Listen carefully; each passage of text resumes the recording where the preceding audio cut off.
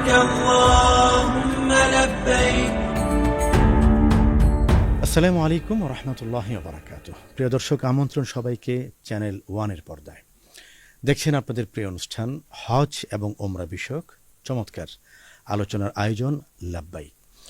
প্রিয় দর্শক, এই অনুষ্ঠানে আমরা দুজন কথা বলি, অনেক কিছু জানি এবং আপনাদেরকে জানাই। সাথে আমি আছি মাওলানা গাজী সানাউল্লাহ রহমানী এবং আমি আছি মুফতি সাইফুল ইসলাম। প্রিয় দর্শক, আজকের পর্বে আমরা জানার চেষ্টা করব হজের করণীয় ও বর্জনীয়। মুফতি সাইফুল ইসলাম ভাই, আমরা যদি আপনার কাছে আসি, হজ তো করার বিষয়, পালন করার বিষয়, আদায় করার বিষয়।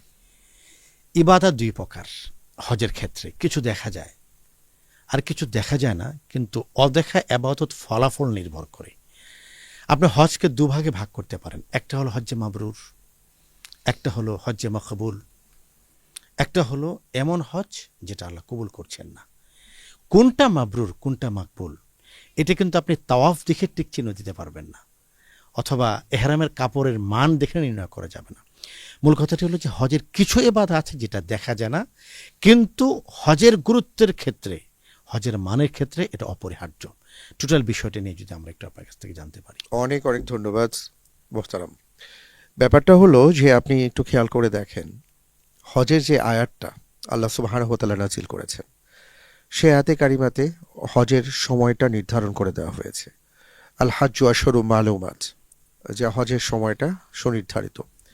ফামান ফারাদা ফীহিন্নাল হজ, যার উপর আল্লাহ তাআলা হজ ফরজ করেছেন বা যিনি হজ করতে পারবেন বা হজ করবেন, তার জন্য তিনটি কাজ নিষিদ্ধ।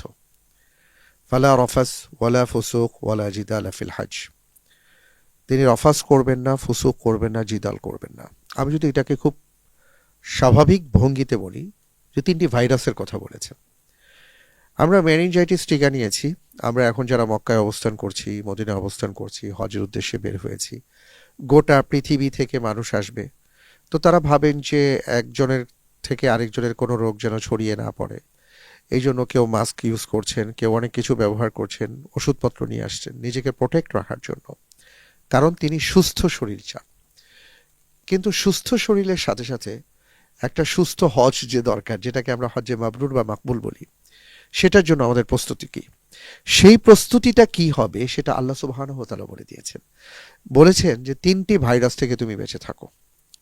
এক নম্বর ভাইরাস হলো রফাস, অর্থাৎ এটা এমন যে তোমার চোখ, তোমার কর্ণ, তোমার হাত, তোমার চিন্তা, তোমার বিবেক, এই সব কিছুই কোনোভাবেই যেন অশ্লীলতার সাথেই আর কি কোনোভাবে যেন জড়িয়ে না পড়ে, সেটা তুমি খেয়াল করো, খবরদার বেঁচে থাকো। দ্বিতীয় বিষয়টা হলো আল্লাহ সুবহানাহু ওয়া তাআলা আমাদেরকে বলেছেন ফুসুক, কোনো ধরনের পাপে নিমজ্জিত হয়েও না। সেই পাপ তো চিন্তার পাপ হতে পারে, দেখার পাপ হতে পারে, শোনার পাপ হতে পারে, কর্মের পাপ হতে পারে, সব ধরনের পাপ থেকে বেঁচে থাকতে বলা হয়েছে। জিদাল, আমার বাক্য চয়ন, যে বাক্য ব্যবহারের ফলে আরেকজনকে আঘাত করতে পারে, যেটাকে আমরা খাঁটি বাংলায় ঝগড়া বলতে পারি, বাদানুবাদ বলতে পারি, তোমার ভাষা ব্যবহার যেন এমন না হয় আরেকজনকে আহত করতে পারে। ভাষাকে সংযত করো। আপনি একটু যদি খেয়াল করেন তাহলে দেখবেন এই তিনটা শব্দের মাঝেই একজন মানুষের গোটা জীবনের সৌন্দর্য অথবা কদর্য বিষয় লুকিয়ে থাকে। এই তিনটি বিষয় থেকে যদি আমরা বেঁচে থাকতে পারি তাহলে আপনার জীবন সুন্দর, আর এই তিনটি বিষয় যদি কারো জীবনের কোনো একটি বিষয় জড়িয়ে থাকে তাহলে তার জীবন অসুন্দর। প্রশ্ন হতে পারে, আদৌ কি সম্ভব এই বিষয়গুলো থেকে বেঁচে থাকার? আল্লাহ তাআলা বলেছেন কেন না। 2 মাস 10 দিন আগে, এই কিছুদিন আগে রমজান ছিল, এই রমজানে তো এই প্র্যাকটিসগুলো আমরা করেছি। আমাদের দ্বারা যেন কোনো পাপ না হয়, আমাদের দ্বারা যেন কথার পাপ, কর্মের পাপ না হয়, এই জন্য রাসূল সাল্লাল্লাহু আলাইহি ওয়াসাল্লাম আমাদেরকে বলেছেন মাল্লাম ইয়াদা কাওলা যুর ওয়াল আমাল বি। আল্লাহ নবী সাল্লাল্লাহু আলাইহি ওয়াসাল্লাম বলেছেন, এই খবরদার, জেনে রাখো, না খেয়ে থাকলেই কেবল রোজাদার হয় না, রোজার সাথে এমন অনেক বিষয় আছে। তোমার কর্মের রোজা আছে, কর্ণের রোজা আছে, তোমার চিন্তার রোজা আছে, এই দিক থেকেও তোমাকে রোজাদার হতে হবে। তার মানে কি, আপনি তো প্র্যাকটিস করে আসছেন,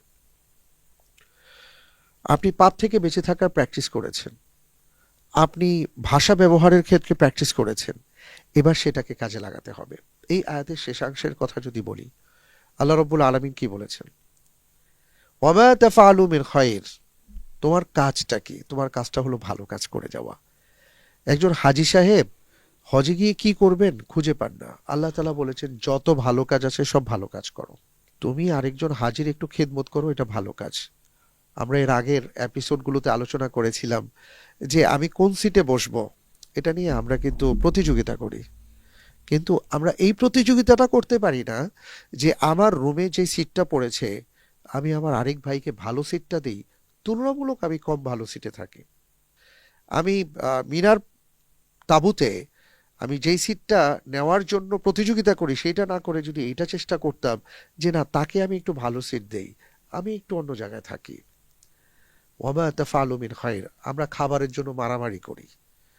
যে লোকটা জীবনে কোনোদিন ডাল খায়নি, তিনি মক্কাতে এসে ডালে লবণ কম না বেশি এটা নিয়ে তিনি ঝগড়া করেন। এটা তো করবেনই, কারণ শয়তান করায়। আমরা বেঁচে থাকতে পারি না। তো আমি যে কথাটা বলতে চাই যে আমরা যদি হজ্জে মাবরুর করতে চাই, হজ্জে মাকবুল অন্তত করতে চাই, আমাদেরকে এই বিষয়গুলো খুব ভালোভাবে পর্যবেক্ষণ করতে হবে। এই ব্যাপারগুলো থেকে বেঁচে থাকার চেষ্টা করতে হবে এবং ভালো কাজ কোথায় আছে বেশি বেশি ভালো কাজ করতে হবে। এবং এই আয়াতের শেষাংশটা আপনি বলবেন ইনশাআল্লাহ। প্রিয় দর্শক, আমরা কথা শুনছিলাম, আমরা কথা শুনবো, কথা বলবো, জানবো এবং আপনাদেরকে জানানোর চেষ্টা করব হজের গুরুত্বপূর্ণ অনুভূতিগুলো, বিধানগুলো এবং আমার আমালগুলো। মোহতারাম, খুব চমৎকার করে আপনি তিনটি বিষয় সম্পর্কে বলেছিলেন, যে তিনটি বিষয় রব্বুল আলামিন নিষেধ করেছেন এবং হজের টিকা আপনি একটি চমৎকার বাক্য এবং শিরোনাম নির্ধারণ করেছেন। জাযাকাল্লাহ খাইর। আমি সম্মানিত হজযাত্রীদেরকে দুটো অনুরোধ জানাবো। একটা হলো যারা হজে গিয়েছেন, এই মুহূর্তে যারা মক্কায় আছেন, মদিনায় এই মুহূর্তে অবশ্য থাকার কথা নয়, সবাই এখন মক্কা থাকারই কথা, অথবা যারা 2027 সালে হজে যাবেন, হজে যাবার আগে সূরা হজটা একটু পড়বেন। এটার অনুবাদটুকু অন্তত পড়তে পারলে, যেহেতু হজ একটি বিধানের উপরে নির্ধারণ করে এই সূরা, এখানে অনেকগুলো বিষয় আমি বুঝতে পারবো যে কোনটা করব কোনটা করব না। যে আয়াতটি আপনি তেলাওয়াত করেছেন, এই আয়াতের প্রতিটি ধাপে ধাপে, প্রতিটি লম্হায় লম্হায়, প্রতিটি বাক্যে বাক্যে আমার মনে হয় যে আলো এবং জ্যোতির্ময়তা। দেখুন, রব্বুল আলামিন মিকাতের কথা বলেছেন এই আয়াতে, আল হাজ্জু আশহুরুম মালুমাত ফামান ফারাদা ফীহিন্নাল হাজ্জা ফালা রাফাসা ওয়ালা ফুসুকা ওয়ালা জিদালা ফিল হজ ওয়ামা তাফআলু মিন খাইর ইয়ালামুহুল্লাহ। এরপর রব্বুল আলামিন গুরুত্বপূর্ণ একটি কথা বলেছেন, ওয়াতাযাওয়াদু, তুমি হজে যাবে, প্রস্তুতি গ্রহণ করো। আমরা সবাই জানি যেই সফরের প্রস্তুতি যত সুন্দর হয়, সেই সফরে সমস্যা তত কম হয়, সেই সফর তত অনুভূতিময় হয়, তত প্রাণবন্ত হয়, পেরেশানি মুক্ত হয়। আল্লাহ তাআলা আমাদেরকে প্রস্তুতি নেওয়ার কথা বলেছেন, ওয়াতাযাওয়াদু, প্রস্তুতি গ্রহণ করো। আমরা আল্লাহর কথাটার বাক্যটাকে গ্রহণ করেছি, শব্দটাকে গ্রহণ করেছি, সুবাসটাকে নয়। শব্দ কেন গ্রহণ করেছি? আমরা প্রস্তুতি গ্রহণ করি। কিসের প্রস্তুতি? আমার টিকিট ওকে, আমি 14 বার জিজ্ঞেস করি সৌদি এয়ারলাইন্স না ফ্লাইনাস না বাংলাদেশ বিমান, বিজনেস ক্লাস পাওয়া যাবে, মানে নানান রকম অ্যাকোমোডেশন কত মিটার দূরে। আপনি দেখুন, আপনি আমাকে ক্ষমা করবেন, আমি একটি বই পেয়েছি মদিনার উপরে লেখা, মসজিদে নববীর জনপ্রিয় ইমাম শেখ মোহসেন আল কাসেম হাফিজুল্লাহ তার লেখা বই। তিনি বইয়ের ভূমিকাতে একটা বাক্য দিয়ে শুরু করেছেন। তিনি একটি প্রশ্ন ছুড়ে দিয়েছেন যে আচ্ছা বলুন তো, যারা হজ উমরা করতে আসেন, আপনার মহল্লার, তিনি বলেছেন কারিয়া, আপনার গ্রামের প্রথম কাতারে জামাতে সামিল হওয়ার সওয়াব বেশি না রিয়াজুল জান্নায় নামাজের সওয়াব বেশি? এটা না আমি আমার মুসল্লিদেরকে করেছি, সম্ভবত আমি আপনার মসজিদে যখন আলোচনা করেছি তখনও করেছি। তো সবাই প্রথমে একটু থতমত খেয়ে যায়, নিশ্চয় রিয়াজুল জান্নাহ, নিশ্চয় রিয়াজুল জান্নাহ। কিন্তু আমরা দেখি নবীজি এটা বলেননি। এই কথা শুনলে হাজী সাহেবদের মন খারাপ হয়। তা আপনি কি বলছেন, রিয়াজুল জান্নাত থেকে আমার মহল্লার মসজিদের গুরুত্ব বেশি? অবশ্যই। কেন? রাসূল বলেছেন তোমার মসজিদে তুমি প্রথম কাতারে দাঁড়ানোর যে ফজিলত, সেটা তুমি যদি জানতে তাহলে তুমি কম্পিটিশন করতে। আমরা মসজিদে নামাজের জন্য কম্পিটিশন করি না, আমরা কমলাপুরে টিকিটের জন্য কম্পিটিশন করি। এবং আপনি দেখবেন মিনায় বাসে ওঠার জন্য কম্পিটিশন করি, আরাফায় বাসে ওঠার জন্য কম্পিটিশন করি। আমরা প্রস্তুতির ক্ষেত্রে কম্পিটিশন করি না, আমরা জানি না আসলে কোন জায়গায় প্রস্তুতি নিতে হবে, কোনটা প্রস্তুতি। আমরা টিকিটের কথা জানতে চাই। হোটেল থেকে মসজিদ কত মিটার? ভাই, কত মিটার দিয়ে আপনি কি করেন? আমি ধরুন আমি 2 মাইল দূরে আছি, আমি কি হারামে যাব না? অবশ্যই যাব।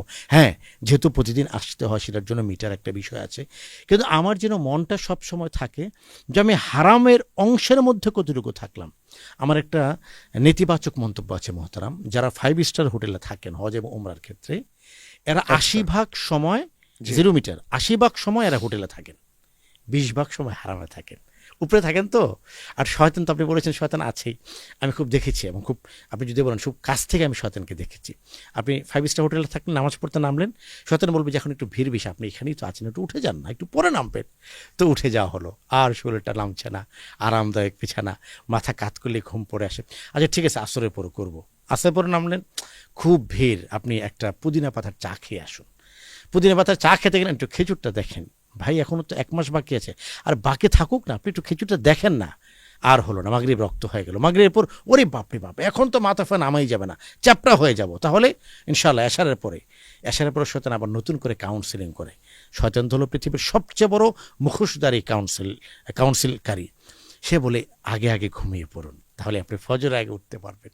তো নানানভাবেই এবাদতের প্রস্তুতিটা আমাদের নেওয়া হয় না, আমরা আরামের প্রস্তুতি নেই, আমরা খাওয়ার প্রস্তুতি নেই। এবং এই কথা আমি অনেকবার বলেছি, একটা পিকুলার জাতি আমরা, যারা বাংলাদেশে যতক্ষণ থেকে আমরা চাইনিজ খাই, আমরা অন্থন খাই, আমরা স্যুপ খাই, চিকেন স্যুপ খাই, আর যখন আমরা সৌদি আরবে যাই তখন আমরা চেপা শুটকির ভর্তা খুঁজি, আমরা বেগুন ভাজা খুঁজি, আমরা আলু ভর্তা খুঁজি। মূল কথা হলো রব্বুল আলামিন যখন বলেছেন ওয়াতাযাওয়াদু, প্রস্তুতি গ্রহণ করে, আল্লাহ জানেন আমরা পথ হারা হয়ে যাব।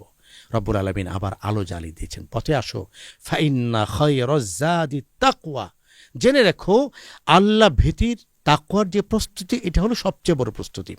একটি কথা আপনি খুব চমৎকার করে বলেন যে আমি কে, এটার পরিচয় যেন আমি জানি। বাংলাদেশে এখন 2টা ইমিগ্রেশন হয়, গত কয়েক বছর থেকে এটা শুরু হয়েছে। সেটা হলো আজকোনা হজ ক্যাম্পে হয় হলো বাংলাদেশ পার্ট, এয়ারপোর্টে হয় হলো সৌদি পার্ট। এরপরে আপনি দেখবেন যে কে, আপনার নাম সাইফুল ইসলাম, আমার নাম সানাউল্লাহ, আর কোনো পরিচয় নেই, আমাদের প্রত্যেকেরই একটা নাম দয়ুফুর রহমান। আমাদের সমস্ত পরিচয়, পেশা সব ভুলে গেছি, আমরা এখন আল্লাহর মেহমান। এটা হলো তাকওয়ার প্রস্তুতি। আমি হেরামের সাদা কাপড় পরেছি, আমি পথ চলছি কাবার পথে, অনন্তের পথে। সাদা কাপড় আমরা না জীবনে 2বার পরি, আমার বাক্যটা একটু ভুল হয়েছে, 2বার নয়, আমরা 1বার পরি, আরেকবার আমাকে পরিয়ে দেওয়া হয়। তো আমি প্রথম যখন এহরামের সাদা কাপড় পরে, আমি যখন উমরার প্রস্তুতিতে, হজের প্রস্তুতি আমি বলছি লাব্বাইক, আমাকে ক্ষমা করবেন, আমার গোটা শিহরণ যেন জেগে ওঠে। আমি কে বলছি, হতে পারে এই সাদা কাপড়টা আমার কবরে সাথী হবে। আমি মাসালা পরিষ্কার করছি, এহরামের কাপড় দিয়ে কাফন দাফন দেওয়ার কোনো ফজিলত নেই, কোনো ফজিলত নেই, এটা আবেগ। যে আসলে আমরা উপলব্ধি করতে পারি না। আমাদেরকে বলা হয়েছে ফাইন্না খায়রাজ যাদি তাকওয়া, যে নিঃসন্দেহে উত্তম পাথেয় হলো তাকওয়া। আমি আবার একটু পেছনে ফিরে যেতে চাই, সেটা হলো রমজানে আমরা রোজা রেখেছিলাম কেন? আল্লাহ তাআলা বলেছেন লাআল্লাকুম তাত্তাকুন, যাতে করে তোমরা মুত্তাকি হতে পারো। রমজান আমাদেরকে তাকওয়া শিক্ষা দিয়েছিল, তাকওয়া শিক্ষা নিয়েছি, এবার বাস্তবায়নের পালা। আর সেই বাস্তবায়নের ক্ষেত্রে আল্লাহ তাআলা নির্ধারণ করে দিলেন হজের সফরকে। তিনি ইরশাদ করলেন ফাইন্না খায়রাজ যাদি তাকওয়া, যে হজের ক্ষেত্রে তোমার সবচাইতে বড় পাথেয় হবে তোমার ওই লাগেজ নয়, তুমি কত ডলার ইনভেস্ট করছো সেটা নয়, কোন হোটেলে তুমি থাকছো সেটা নয়, বরং তোমার পাথেয় হবে তোমার তাকওয়া, যেটা হযরত ইব্রাহিম আলাইহিস সালাতু ওয়াস সালাম থেকে আমরা পেয়েছি। হযরত ইব্রাহিম আলাইহিস সালাতু ওয়াস সালামকে বলা হয়েছে সফর করতে থাকো তুমি তোমার কলিজার টুকরো সন্তান নিয়ে, বলা যায় অনিশ্চিত ভবিষ্যৎ, অনিশ্চিত যাত্রা, এবং কোথায় তিনি জানেন না। এমন জায়গায় যখন আসা হলো, যেই জায়গায় না আছে পানি, না আছে খাদ্য, না আছে প্রাণ, না আছে প্রাণী, কিন্তু বলা হলো এখানেই থাকতে হবে। কেন? মনের মধ্যে প্রশ্ন ছিল। তাকে বলা হয়েছে কারণ আল্লাহর ঘর এখানে আছে, তিনি সেখানেই রেখে গেছেন। তার স্ত্রী তাকে জিজ্ঞেস করেছেন, মা হাজেরা, কেন এখানে রেখে যাচ্ছেন? আল্লাহ তাআলা বলেছেন, তিনি বলেছেন হ্যাঁ। তিনি বলেছেন তাহলে তিনি আমাদেরকে ধ্বংস করবেন না। এই যে তাকওয়া, কলিজার টুকরো সন্তানকে ইব্রাহিম আলাইহিস সালাতু ওয়াস সালাম বলেছেন রাআইতু ফিল মানাম আন্নী আযবাহুকা ফানজুর মাযা তারা, স্বপ্নে দেখেছি তোমাকে কুরবানি করছি, তুমি কি বলো? তিনি বলেছেন ইয়া আবাতি ফাল মা তুমার, আপনাকে যে আদেশ করা হয়েছে আপনি সেটাই পালন করুন। কারণ কি? তাকওয়া। আজকে আমরা যারা হজের সফরে যাচ্ছি, বা হজের সফরে আছি, আমাদের অনেক কিছুই আছে সফরে পাথেয় হিসেবে, কিন্তু যেটা থাকার কথা ছিল সেটাই নেই, সেটা হলো তাকওয়া। আর যে কারণে আপনি একটু আগে বলেছেন যে আমরা বাংলাদেশে চাপা শুটকির ভর্তা খুঁজি না, আর সেখানে এটা নিয়ে মারামারি পর্যন্ত করি। আমরা যতদিন বেঁচে ছিলাম বা বেঁচে আছি, জীবনে কম তো পোড়া মুরগি খাইনি, কিন্তু ওখানে গিয়ে সবাই ব্রোস্ট তালাশ করেন। এবং জমজমের কোথায়? পানি তার পাশেই আছে, জমজমের পানি তিনি খাওয়ার সময় পান না। এমন নয় যে তিনি 5 স্টার হোটেলে যে রুমটাতে আছেন, এই রুম তার রুমের চাইতে কোনো অংশে কম। যে বিছানায় তিনি আছেন, এই বিছানার আয়েশি জীবন তার ঘরে নেই, ব্যাপারটা এমন নয়। কিন্তু কথা ছিল এটাই যে ওই মাতাফ তো আমি আর কোথাও পাবো না, সুতরাং মাতাফে সময় কাটাবো, সেটা তিনি পারছেন না। কেন? কারণ তার কাছে তাকওয়ার পাথেয়টা নেই। এই জন্য আমি আমাকে নসিহা করব এবং সবার উদ্দেশ্যে বলবো, আল্লাহ রব্বুল আলামিন যে হাজী সাহেবদেরকে বলেছেন ফা ইন্না খায়রা যাতি তাকওয়া, তোমার উত্তম পাথেয় হলো তাকওয়া, এই তাকওয়াটাকে যেন আমরা অবলম্বন করতে পারি। কারণ যিনি এইভাবে তাকওয়া অবলম্বন করে চলবেন, রব্বুল আলামিন আসলে তাকেই বুদ্ধিমান বলে আখ্যায়িত করেছেন। এর পরের অংশে এটা আসছে, জি। ওয়াত্তাকুন ইয়া উলিল আলবাব, যে হে যাদেরকে আল্লাহ জ্ঞান দিয়েছেন, হে জ্ঞানীরা, তোমরা আমাকে ভয় করো। তো আমি যদি সত্যিকার অর্থে বুদ্ধিমান হই, তাহলে আমার বুদ্ধির চর্চাটা তখনই হবে, বা আমি বোঝাতে পারবো যে আমি যেই সফরে গিয়েছি সেই সফরে কি কি আমি অন্য কোথাও পাবো না, ওখানে আছে, ওটাই আমি ইউজ করব। মাতাফ কোথাও পাবো না, তাওয়াফ কোথাও পাবো না, 1 রাকাতে 1 লক্ষ রাকাতের সোয়াব কোথাও পাবো না, জমজম পানি পাবো না, দোয়া কবুলের জায়গা পাবো না। আপনি এক কথায় বলতে পারেন এই বিষয়গুলো পৃথিবীর কোথাও নেই। সুতরাং আমরা যদি বুদ্ধিমান হয়ে থাকি, আমরা যদি হজ্জে মাবরুর অথবা মাকবুল চাই, তাহলে আমাদের আসলে এই কাজগুলো বেশি বেশি করা উচিত। আর ওই যে 3টি বিষয় বলেছিলাম, রফাস, ফুসুক, জিদাল থেকে বেঁচে থাকতে হবে। এখন প্রশ্ন হলো, এটা কি কেবল হাজী সাহেবদের জন্য প্রযোজ্য? না, এটা প্রত্যেক ইমানদারদের জন্য প্রযোজ্য। জিলহজ মাস এসছে, আমরা যেন এই 3টি বিষয় থেকে বেঁচে থাকি, আমরা যেন বেশি বেশি করে ভালো কাজ করি, এবং সেই সাথে আমরা যেন তাকওয়াকে আমাদের পাথেয় হিসাবে গ্রহণ করি। আল্লাহ তাআলা আমাদের সবাইকে সেই তৌফিক দান করুন, আমিন। আজকে আমাদের হাতে সময় নেই, তো সানাউল্লাহ ভাই, আগামীকাল ইনশাআল্লাহ তাআলা আবার আমরা একসাথে বসবো, ইনশাআল্লাহ। আবার গুরুত্বপূর্ণ বিষয় নিয়ে কথা হবে। প্রিয় দর্শক, আপনাদের সবাইকে অনেক অনেক ধন্যবাদ। আজ তাহলে এ পর্যন্ত। আল্লাহ হাফেজ। আসসালামু আলাইকুম ওয়া রাহমাতুল্লাহি ওয়া বারাকাতুহু। لبيك اللهم لبيك